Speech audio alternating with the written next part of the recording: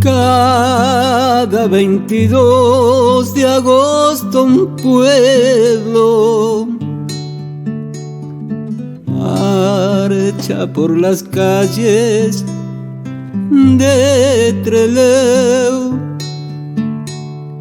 levantando en alto sus banderas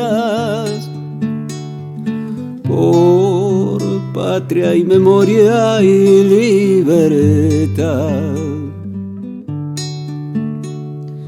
Al viejo aeropuerto se encamina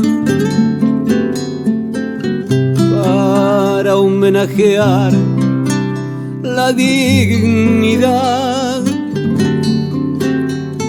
de nuestros hermanos de guerrilleros muertos por la oscura represión.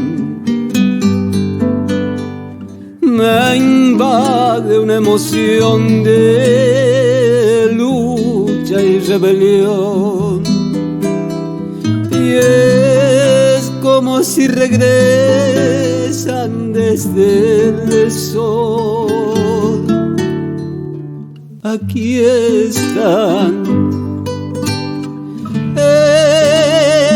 ellas son las banderas que levanto con valor.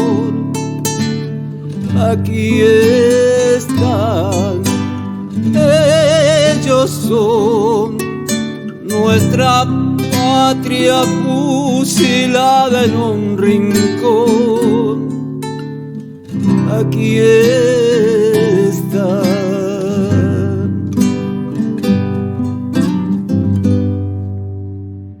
Desde algún rincón de los rebeldes,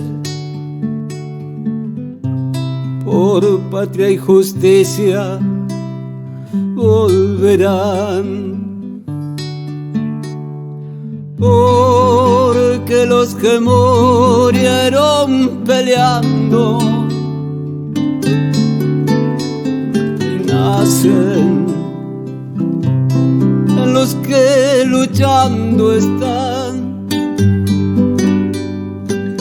Me invade una emoción de lucha y rebelión,